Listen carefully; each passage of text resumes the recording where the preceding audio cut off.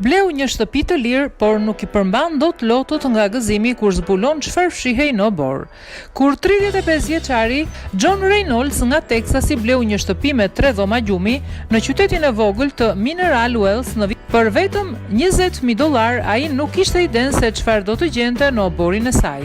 Ai planifikoi ta rinovonte dhe shiste shtëpinë në mënyrë që të fitonte para, dhe pastaj zbuloi një pishinë të madhe noti në obor, nën bar dhe gjethe. John, i cili normalisht punon si teknik mjekësor, u ndje sikur kishte fituar llotarin dhe as nuk donte ta shiste shtëpinë më. Unë ndjeva sikur rastësisht hasa një bilet llotarie. Unë kur në 1.000.000 vjet nuk mendova se do të blija një pronë që do të kishte një pishinë. E bleva atë si një investim me synimin për ta shitur më vonë, por duke pasur parasysh këtë surprizë, dyshoj se mund të le të shkojë, ka thënë ai.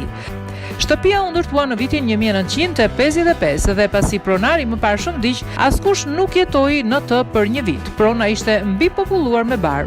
U braktis dhe macet u mlodhën në të. Qeveria lokale mendoi ta rafshonte, por më pas ai e bleu disa vjet më parë. Ai nuk e dinte për muaj me radhë se kishte bler një shtëpi me një pishinë, ndërsa shiu të kishte pastruar pa pastërtitë. Pastaj një nga fqinjët e thiri dhe pyeti nëse pa një pishinë obor.